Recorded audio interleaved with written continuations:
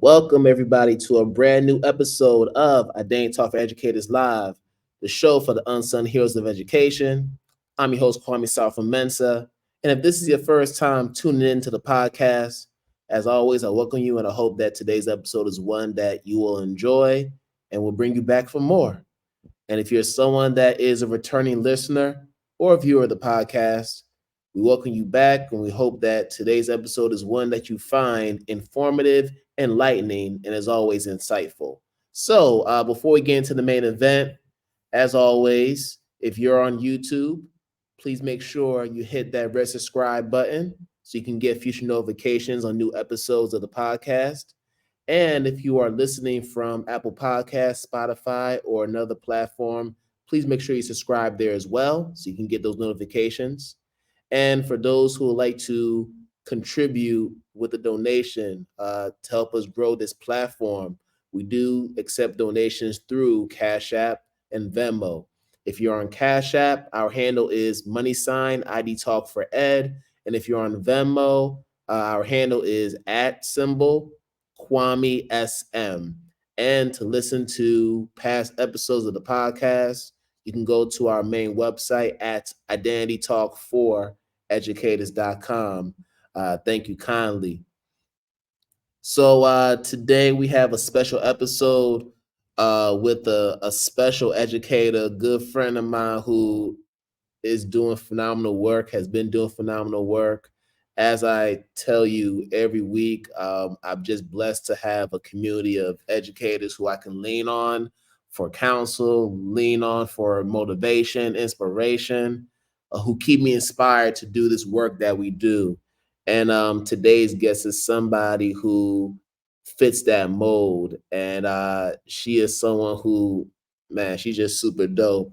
Been following her for, at this point, man, maybe like 4 or 5 years, if I'm not mistaken. Pretty much since I've really been on Instagram, and she has just been somebody who has been consistent in terms of just keeping it real and being true to who she is, deep down in the soul. So I want to bring on my good friend, Dr. Melanie Battles, to the podcast to talk about her journey and to just share a little bit about the work that she's doing currently. So I'm going to bring Dr. Mel on so she can holler at us.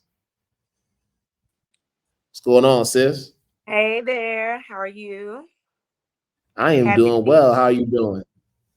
It's been a busy day. It's been a busy day. Busy day of working, but very blessed to be able to do the work. So I'm good. Yes. And for those who have been following me, Dr. Mel and I have had previous conversations about just her work. You know what I mean? Coming straight out of Arkansas, Yep, yep, Arkansas in the yep. building. Mm-hmm. So for those who may not be familiar with who you are, I'd love for you to just share a little bit about who or what inspired you to want to become an educator. Yeah, so I want to say, first of all, I have to always thank you, Kwame, because you brought me into this amazing community of people that I never would have met. But Kwame came into my DM, such a gentleman, so respectful, but so warm with welcoming me into the community, putting me in touch with other people that are doing this work. And that is what started me being in a community of amazing people. So I'll never forget that. And I always want to thank you for that, Kwame. But what started me in education was not the traditional going to undergrad and dreaming of being a teacher. But I was talking to my mom about this yesterday, that God was preparing me to be a teacher when I was a kid, because we used to play house, not house, school. We play house too, but we used Yeah. to play school. And I'm the oldest of four. So I would have me and my sister primarily, and then my little brothers when they kind of came along. But I would be the teacher, and I would have things on the wall and banners up in the living room. And I really enjoyed always playing teacher. Although when I went through school in high school, I was like, I don't want to do that. It didn't look fun. It didn't look like something that I wanted to do and go to school for, primarily because they didn't make money. And I see that even with Right, my right. daughter. loves education and she thought about it, but she was like, they don't make enough money and I want to live a nice life. So what got me started in education was graduating college and looking for a job and being an English graduate, meaning my degree in undergrad was in professional writing. So I had done some work at Youth Villages, which is a nonprofit in Memphis that works with teens who are dealing with traumatic experiences. They're in group homes there, all different types of situations. And I started volunteering there. And I got to find out the myriad of experiences that young people were having, but how thirsty, and I don't mean it in a negative sense, but their souls were thirsty for love. Like, and so to connect with them, we made like doing crafts, doing fun things, talking to them, learning more about who they were as whole humans, really made me want to connect with youth more. And that's when I decided, let me try this teaching thing out. And that was in 2008. And I have not left the teaching education arena, although I'm not in the class, but I'm still very much connected to the field of education. So, yep. And yes, and indeed you are. So obviously I know you fairly well just from the time we've been connecting together. So I know that at one point in your career you were in the classroom as an English teacher, as an interventionist at one time, and then you eventually dipped a little bit into academia as an adjunct. Mm-hmm. So so I'm interested in knowing from your perspective, what was that transition like? You know, going from being in the classroom to now being in a different world where sometimes the politics may not align with who you are as an individual. Yeah. It's tough because when I came from the classroom, one thing I loved about the classroom is that teaching has been a gift for me, meaning it's been a gift I received from God that just allowed me to know how to do certain things to get students engaged and to actually see them grow, both before SEL was the buzzword it is now, emotionally and cognitively. So I enjoy Hmm. doing it. But I had some older Black women who were veteran teachers push me to move from the classroom to instructional leadership. So I was a coach for a few years, and it wasn't something I was interested in doing because people always ask, especially when I got in that position, they used to think I was the principal. And that's because I was doing a lot of communicating. They saw me all the time. I was helping them with the counselors and figuring, I mean, I had a large impact on the families and the students. And I guess I was walking around doing so much. And let me be clear, at that time, we didn't have a standing principal. We had an interim because of some other um, social dramatics and drama and all these crazy things that were happening in our building. So we didn't have like a really firm standing principal. We had an acting principal. So that's what they thought. And I was like, I never want to be a principal and never ever do. That's still not an aspiration for me because of all the politics and the things that come Sure. into who you have to answer to when you're a principal and the restraints that are put on you and all the bureaucratic compliance measures that you have to deal with. So I was never interested in that. But to go into adjunct faculty work was fun because I did teach at an HBCU. It was a 2-year college here in North Little Rock, Arkansas. And I got to teach the remedial reading and writing courses.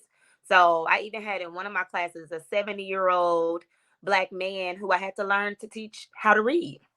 I had to teach him how to read because he did not, and I mean from a very basic level, he did not have the capacity to read sentences and put sounds together. So we had to start from the basics of learning how to read. I think the thing he could do was write his name. He didn't know how to do that. And that was a beautiful experience because when you're talking about people who are going back to school at this HBCU, is more about older adults who are choosing to go back to school to get their degree or their certification at this 2-year college. So that was amazing. But the other place was not because I was teaching reading on a master's level program. And in that program, at a predominantly white institution, Mhm. They did not accept culturally responsive teaching. It was not a part of the curriculum. And these teachers that were enrolled in my course, which was a teaching reading course, because my PhD is in reading education. So it was Sure. a teaching reading course, how to teach teachers how to teach how to read, right? If that all jumbled together makes sense. But they didn't like the cultural responsiveness piece that I added. And so I didn't get asked to come back because I wasn't going to not put it in there. And I made that very clear. So because of that, I didn't get any complaints or anything personally to me or even in any feedback, but they brought up, well, we're going to get audited.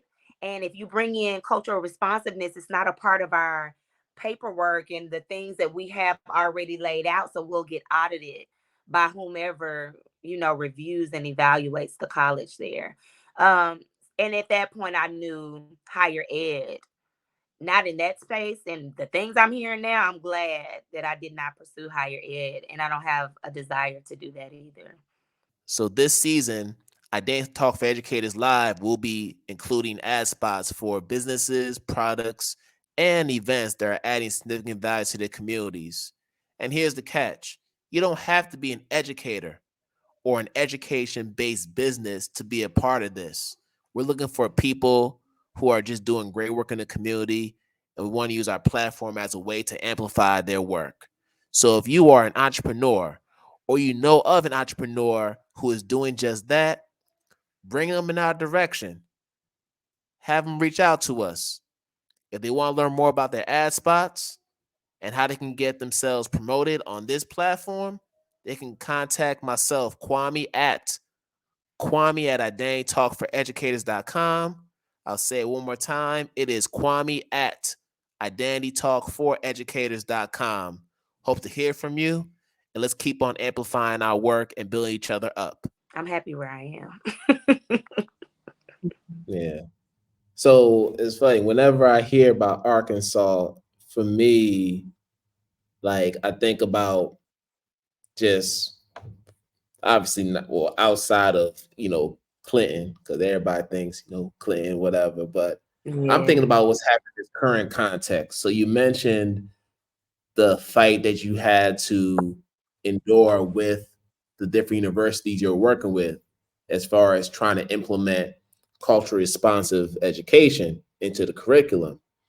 And then when you look at some of the elected officials there, like I'm thinking about Sarah Huckabee Sanders, who was a former White House secretary at the time, correspondent during the Trump administration, who's now the governor Uh-huh. of the state. And then I'm thinking about Tom Cotton, who's put in some legislation that's gone against some of the culture responsive education that you're speaking about. And there are many others throughout the country who are doing that, but particularly within the Arkansas context, those are two names that just immediately come to mind.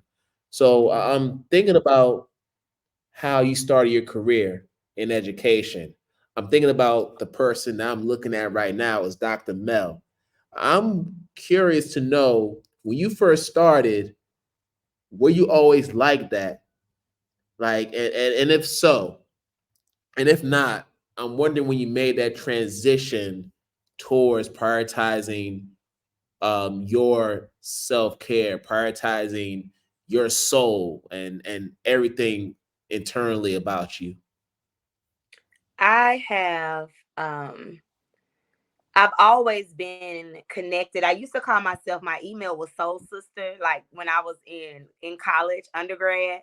And I always Yeah. called myself Soul Sister because I've always been in tune with it, not doing it in a way that people would say is always right, but connected with like the spirit within me, especially the divine, which is God through Christ Jesus and the Holy Spirit. That's always been, I'm a PK. So I was raised in the church, but even for me now, it's a personal relationship that really gives a lot of lens to how I engage and talk about soul care.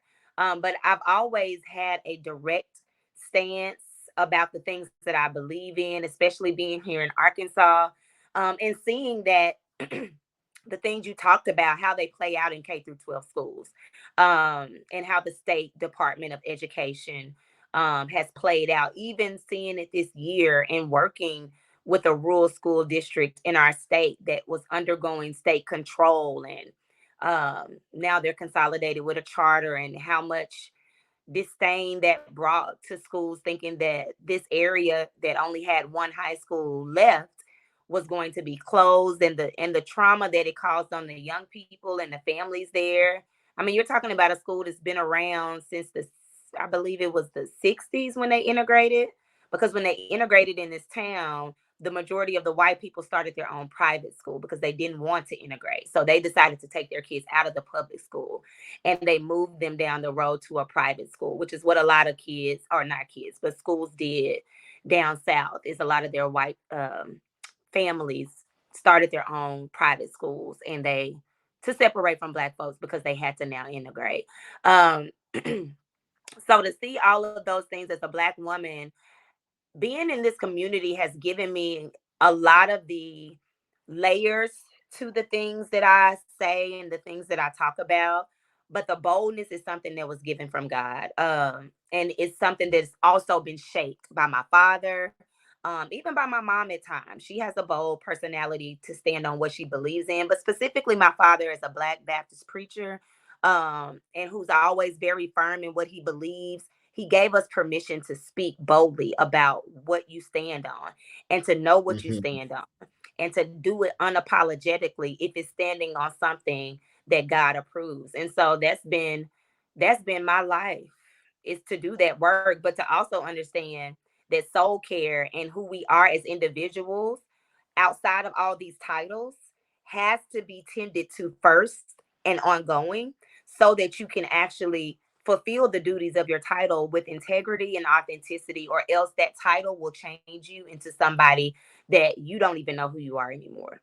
And then you got all that work to do to unpack the layers that have been put on you to get back to figuring out who you were in the first place. So Mm-hmm. I try to be And this is a forthright about that work. yeah, yeah, for sure. And this is a perfect segue into the next couple questions Yeah. because I know about your consultancy, Scholars for the Soul. Very familiar with it. But for those who may not be familiar with the work you do through that, just talk to us about what inspired the launch of it and what does it mean to be a soul scholar? Yeah. So I had my outfit on yesterday, my shirt. I'll start with what it means to be a soul scholar. A soul scholar is a lifelong learner and a critical thinker, one who strives to connect the soul to learning. And what brought me to starting this consultancy firm back in 2020 is, like I talked about with my experience in higher education. I figured out that was not my ministry. Maybe it will be in the future. I don't put limits on what God has for me to do. But then Hmm. and up to now is not something that I'm interested in or I've been led to even do or pursue. But thinking about that, I thought, what can I do? I got this PhD. I don't want to stay in K through 12 schools because at that time I was in the instructional leadership position, but they were also making me do the work of a technology specialist because of the grant that I was over. So, in addition Wow. to leading teachers, coaching, and supporting them, I'm doing tickets, help tickets for lost, broken iPads, helping What? parents figure, yes, like that kind of work. And I was getting paid for one of those positions. And they did that for 2 years to me. And I'm not one that's going to complain, but I'm going to make it known that I need support. And I made it known, but this is what they do to Black women. When you can do what you do well, and you don't do a lot of them tears and crying, and because you got kids who need to get this work, they need to get the things done in our technology. So if their stuff is broken and they're using this in class every day, I'm not going to let them be disenfranchised because they don't have the iPad. So I still got to figure out how to do this and meet the needs of the students. But because I do what I do well, they thought I didn't need support, even though I told them and several people that I did. So I thought to myself, these people are going to work me into the ground if I allow them. So I choose differently. And before I left, the school district that January of my last year.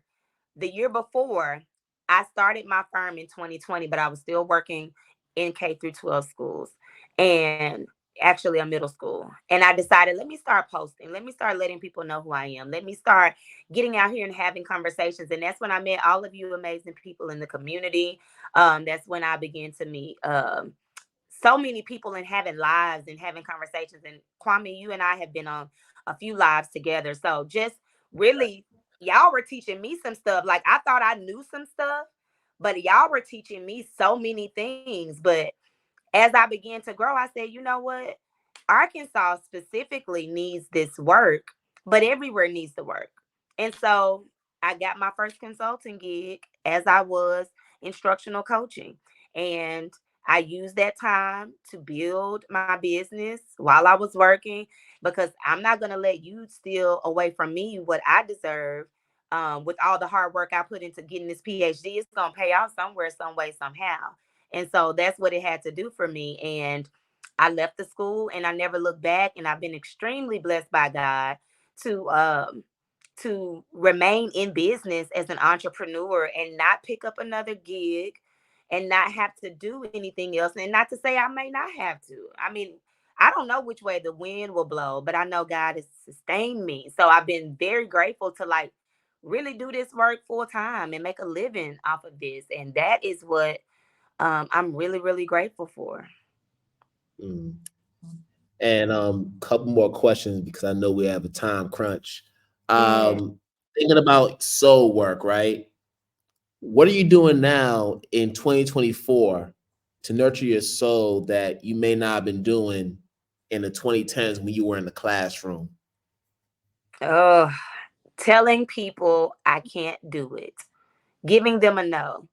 Um, I always want to, help people out if I can, if I've had the capacity. But I've learned how, even with my own children, like sometimes it's a no. Mama's not running this week. We're not going There to the you go. game. We're not doing the mall. No, this weekend it's a rest weekend for me. So if you don't have another parent that's gonna come that I know and trust to pick you up, nope, not gonna be able to do it. Like being okay with that. But also, this weekend, for example, like going on retreats to pour into myself and my business. And I've done the coaching, business coaches, and I've done the conferences, but this weekend, I'm blessed with Deidre Fogarty from Black Girls Teach and Coach McD. Ah, And D. I finally get to meet Dee in person, so I'm really excited because she's my business coach Ah, right now. And she and I've been working pretty much the majority of last year, and so she's got us a whole spa day on Sunday where we will have a day pass to a spa and enjoy all the amenities there and meet with other women who are in the field of consulting and entrepreneurship, other Black women, so we can share struggles and share dreams and strategically plan goals because Deidre is so incredibly intelligent. This woman is a yes. genius, and she's on her stuff. So I know it's gonna be a great weekend. So stuff like that, like literally spending a whole weekend away from all my responsibilities to focus on me and my business. So being intentional, my goal is every quarter I got a whole spa day where even if I just go to Hot Springs, which is an hour down the road, and I get an Airbnb or a hotel and spend a day in a spa and another day sleeping and another day looking at the sky, whatever I want to do. That's what I want to do more intentionally in 2024. Awesome. And shout out to D, shout out to Black Yeah. Girls Teach. I've had the honor of doing some collaboration with her for the organization, sitting some panels. So yeah, she is a real one. So shout out to Mhm. her. And then last question is, how does Dr. Mel stay true to the teacher in her? By continuing to teach and doing that in Mm, multiple spaces. So for me, as you are, because I know a lot of people want to go into consulting or curriculum writing or like whatever your entrepreneurial lane is within education, a lot of people want to be those edupreneurs.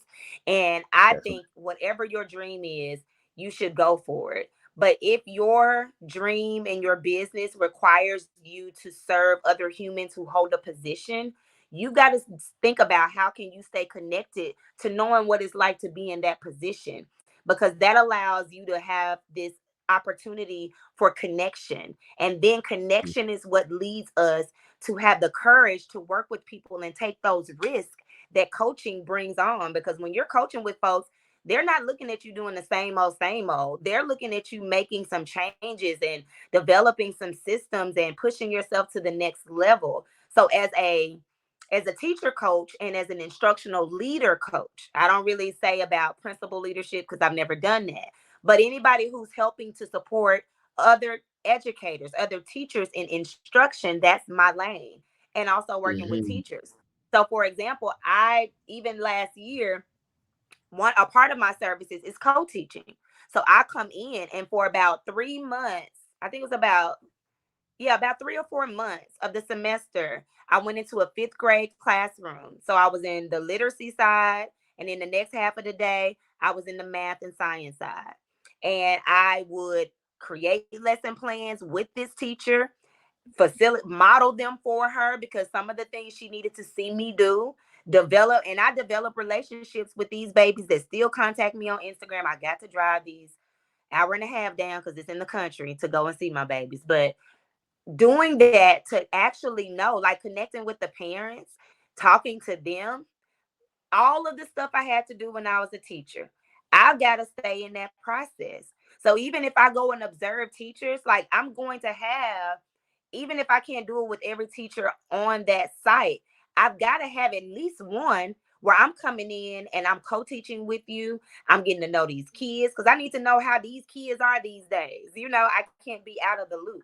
I've got to stay Of course. connected and be true to the teacher in me. But I also teach young people at my church, and I also teach in the community. So teaching is not simply my job; it is my gift that I am required to use to serve the people here on earth. So I'll always do this in some way, somehow. Amen. Amen. Yeah. Um, ooh, and honestly, y'all, listen, 26 minutes does not do justice for how dope Dr. Mel is. So we're Oh, gonna thank have you. to do like a part two or part three. I get Yeah. for us part three at this point. But please, uh, let the viewers know how they can connect with you, and feel free to share a Scholars for the Soul website so people can know about your services as well. Sure thing. Thank you for this opportunity to share. My website is scholarsforthesoul.com. You can find me on Instagram at Dr. Mel, that's MEL underscore soul scholar. Again, it's Dr. Mel underscore soul scholar. If you look up Scholars for the Soul on Facebook, we're there. I'm Melanie Battles and Scholars for the Soul on LinkedIn as well. If you just Google search Melanie Battles and Scholars for the Soul, like you'll find all my stuff, my LinkedIn, my Facebook, my YouTube, my Instagram, my website. I was blessed to win a competition and they helped me with my SEO and all that stuff. So you should see me now um, in the Google search. But I'm also enrolling people now in our Leading with Soul cohort. And this is the second round I've been blessed to lead. And it's for instructional leaders. So teacher leaders, if you've got a position as a teacher leader, a department lead, an instructional coach, or an academic dean, somebody that really has to focus on building the instructional capacity of the teachers in your building, I am hosting this 6-week small group coaching program. You get 6 online modules dripped out per week, and we really talk about how to build systems that support culturally responsive teaching.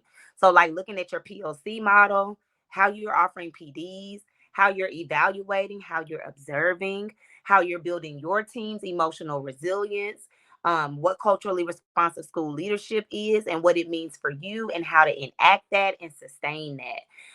And so that starts very soon. And if you go to scholarsforthesoul.com backslash links, links, you'll see it there and you can learn more about it. Or just DM me. I always talk back and we can share information. Yes, there it is, y'all. So make sure y'all tap in. Dr. Mel's always thank you. It's always good to catch up with you. And we'll do this again soon. Thank you. All right. Take care. All right, y'all. So we're about to end another episode of IDTALK4ED Educators Live. And as always, people, wish you all good morning, good afternoon, good night, wherever you are in the world. And we're going to do this again another time. Peace out, y'all.